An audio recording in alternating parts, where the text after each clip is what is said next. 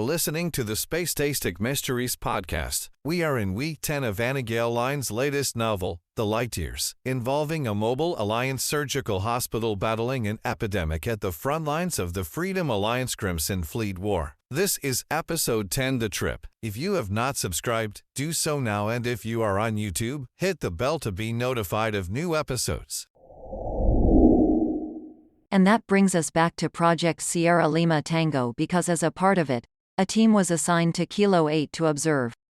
Their observation station was hidden in one of the mountains until there was a magnetic storm that caused some of the residents to see flashes of the observation station.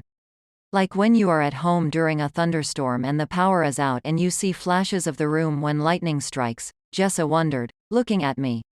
Exactly. At that point, the Quavetezhdans investigated and attacked the observation station.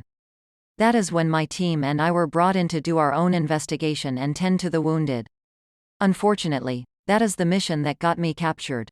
Jake questioned, wrinkling his brow. Does that mean your children are half-Quavetezhdan? I shook my head. Charlie and Spencer's father was adopted. He was pure Earthoid. His biological parents were killed in a spacecraft accident. I've wondered if that is why his adopted parents were not as broken up when Josh died. I put my hand up. However, just for your knowledge, Quavetezhdans are transformers. Transformers? Tony questioned, then rubbed the muscles in his neck. Transformers, in that they are able to change form. I have only seen them change from their natural appearance to humanoid, but it is possible for them to have more forms. Nate posed, so, how do you know that Josh was not Quavetezhdan?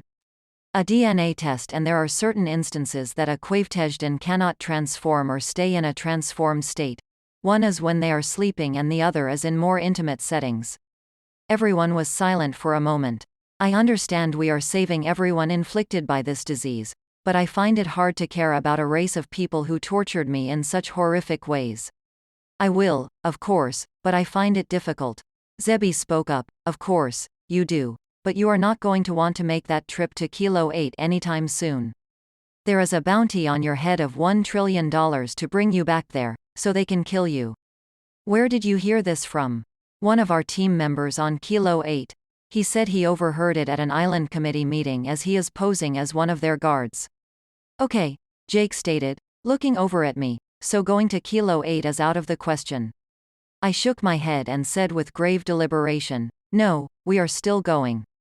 But you heard Zebby. I did, and that is all the more reason to go. I will go undercover with my tracking device on.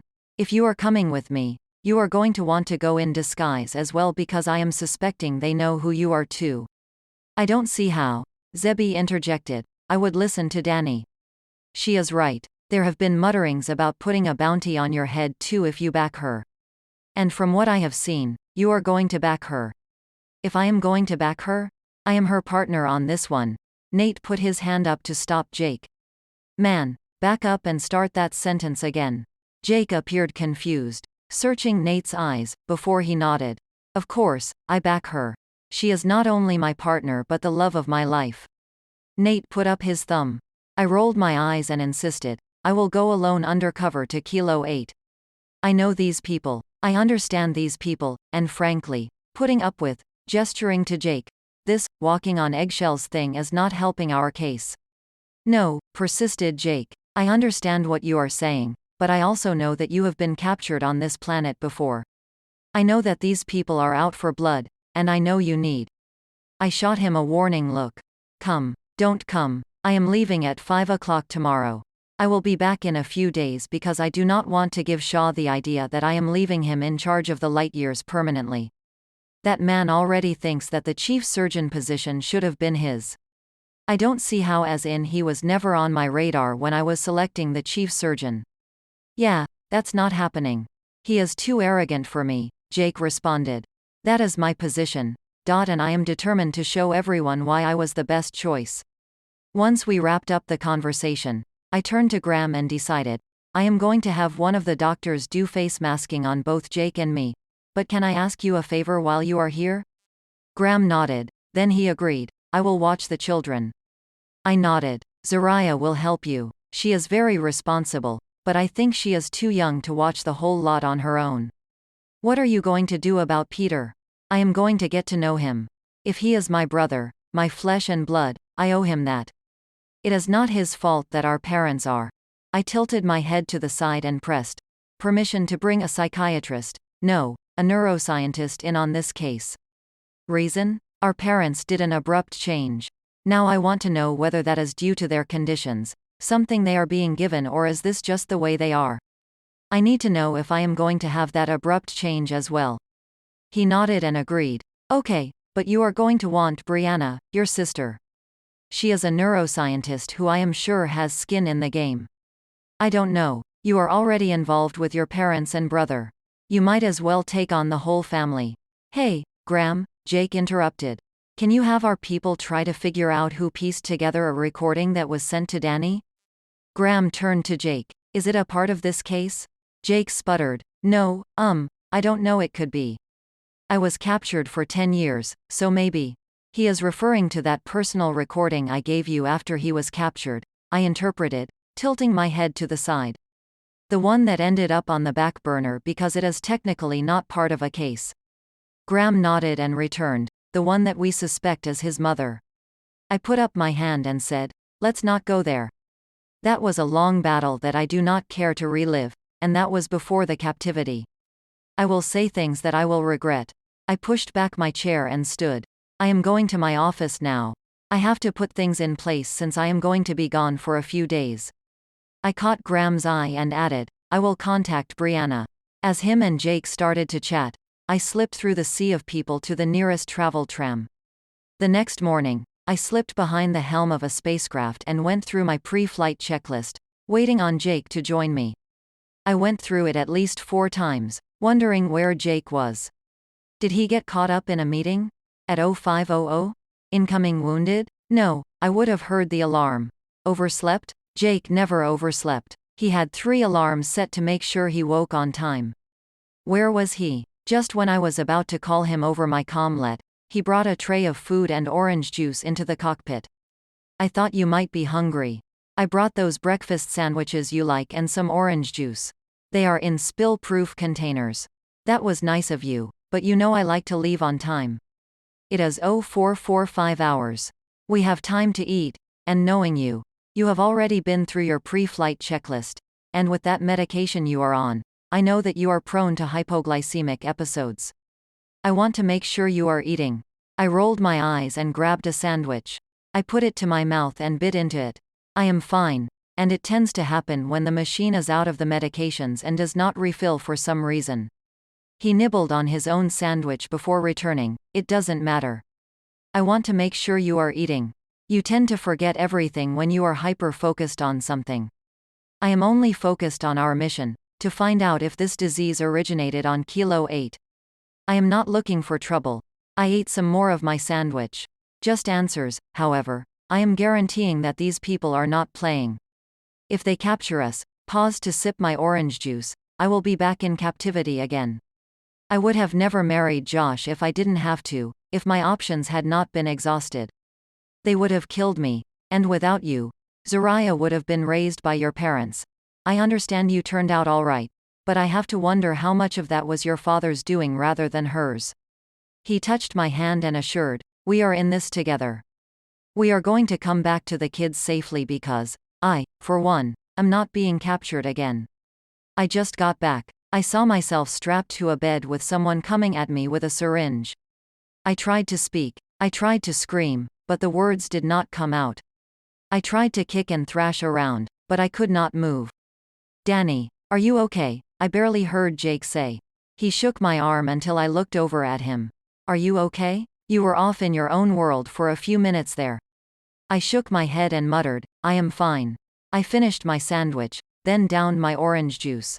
Let's go. My sister Brianna, who I don't even know, is going to meet us on Kilo-Ait. I think I liked it better when I had no family but my kids. Family is too complicated. Even your nephews? They don't know anything about our family, and frankly, either do I. I feel forced into meeting these people. I get that my siblings had nothing to do with why I was in foster care, but I was in foster care. I know it sounds crazy, but I feel like if I get to know them, I am denying what I went through. I turned around and activated the helm. I can see why you might think that. I glanced at him, then went through the startup routine. I opened the hatch in Hangar Bay Alpha and glided the craft through the open door into space. I marveled at how vast and how dark space felt. It is going to be a few hours before we get there if you want to lay down or do something else. I will stay here. When we get back, why don't we have dinner alone in the food court? Zariah can. Why are you pushing this? If we are going to end up together anyway, why are you pushing me so hard to commit now? Wait, if we are going to end up together anyway? That means you believe as I do that we are meant to be, and what if something happens? We have already been separated for 10 years. This is not an easy business, being in the Freedom Alliance or the IIB. We are doctors at the front line of a war. I, of all people, get that. But does that mean I need to jump into a relationship because I am afraid? We don't know each other. We know each other better than most married couples. Do we? Because we both know the pre-captive version of each other. You have no idea what goes on in my life, in my quiet moments. You have no idea if I have been in relationships before and after Josh. You have no idea how severely messed up I am in my thinking and maybe my body. It does not matter. I will work with you, no matter what happens. For the next few hours, we talked about everything, from the kids to our former relationship and our goals and dreams before I landed the craft in a wooded area. I took a deep breath and turned off the identity device, which made the craft appear invisible. I opened the hatch and moved toward the exit, peering around to make sure no one witnessed our arrival. I stepped out of the craft and waited for Jake to join me. I whispered, "We need local names. I am Quahornadi, and you can be Kajak Bro. I am Quahornadi of the Spyran tribe. You will be Kajak Bro of the Jardian tribe." He gave me a dismissive wave. "I've been here before. You are going to want to trust me. The first place we are going is to the library. It is an hour walk from here and is underground." I started walking toward the east, glancing back to make sure Jake was behind me. Pointed to the mountains in the distance. "That is the mountain our hidden facilities is in. After we go to the library and speak to a few of my contacts, then we are going to follow their leads. They are good contacts. Brianna is going to meet us at the cafe in Old Town at 1500 hours. The food on this planet is a bit explosive, but that is why I packed the nausea medication and rations. They do have this dessert called a Niospy that is their version of a pumpkin pie cheesecake that is fabulous.